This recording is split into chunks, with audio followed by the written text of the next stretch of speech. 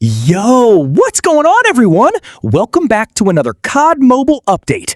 Today, we've got our very first look at the Season 7 balance changes. And honestly, there are some really interesting buffs and nerfs that could completely change the meta.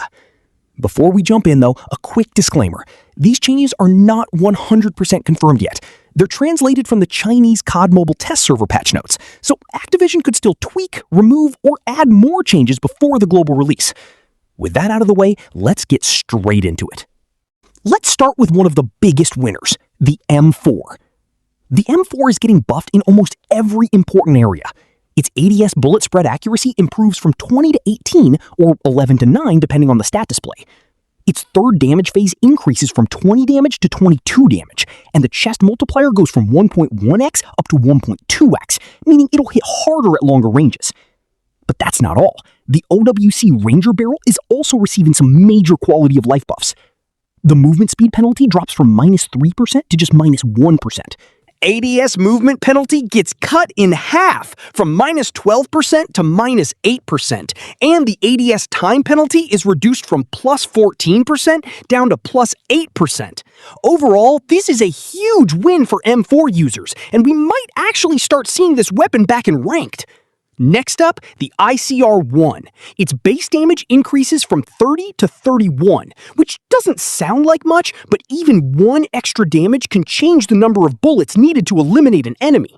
Its Macromag IFS attachment also becomes much easier to use.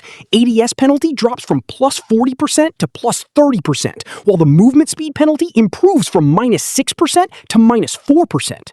The Vargo S is getting a massive projectile buff. Bullet velocity jumps from 780 meters per second all the way to 880 meters per second. That's a full 100 meters per second increase.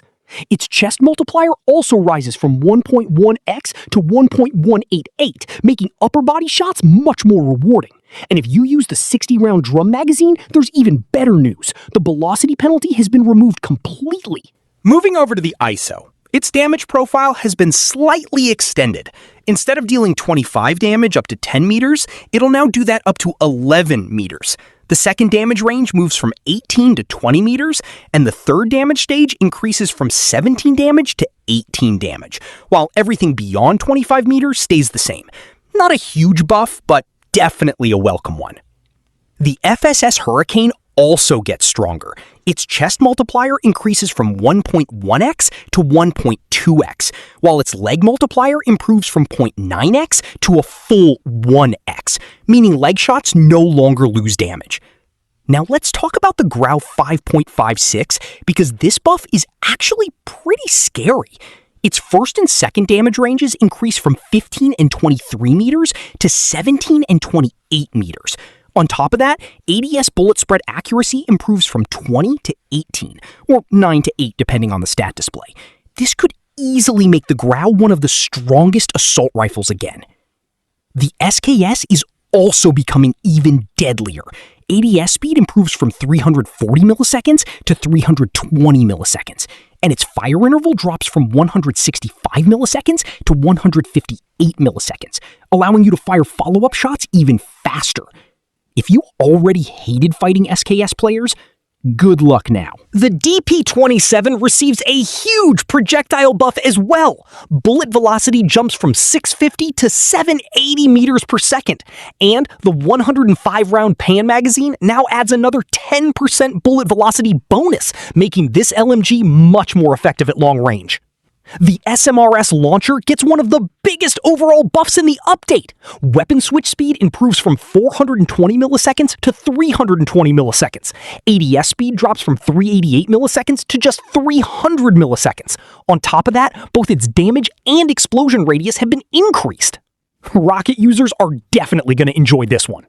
The KN-44 gets reduced horizontal recoil, making it easier to control. The nail gun now deals maximum damage out to 12 meters instead of 9, while its second damage range increases from 16 to 18 meters. Its leg multiplier also improves from 0.9x to 1x. Now, let's move on to attachment changes. The M16 receives 3 separate buffs. Wildfire now gives 3% extra movement speed and 8% ADS movement speed. The MIP strike stock now reduces vertical recoil by 10%, and Tactical Foregrip A now reduces horizontal recoil by 10%. The HVK-30's large caliber ammo attachment gets buffed too.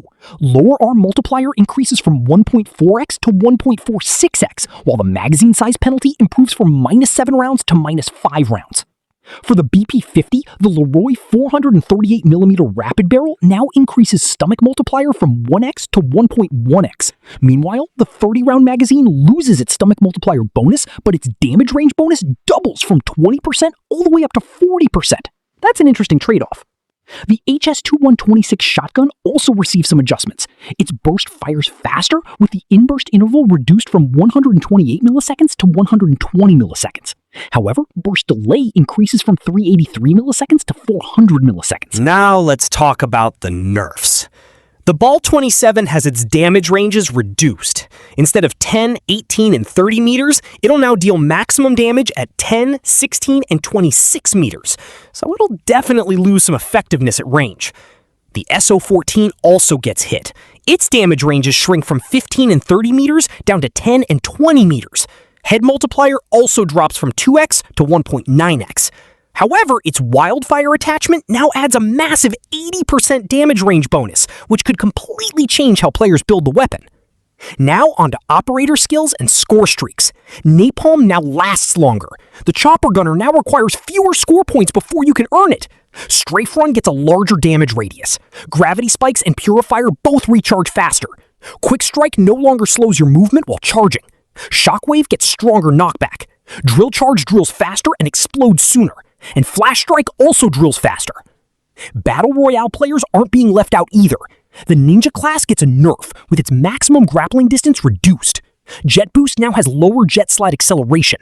Hacker hacks for a shorter duration. Defender loses both flash duration and the number of charges. Toxic Overload now applies a weaker movement speed debuff. And Medic has fewer charges, although its cooldown has also been reduced to help balance things out. So those are all the balance changes we've seen so far from the Chinese test server. Again, remember that none of these values are officially confirmed yet.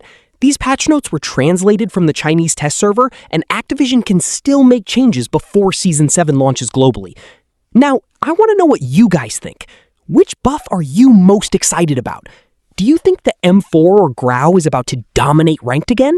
Or are you more interested in some of the attachment buffs? Let me know down in the comments. If you enjoyed this update, make sure to leave a like, subscribe for more COD Mobile news, leaks, and updates, and I'll catch you guys in the next one. Peace!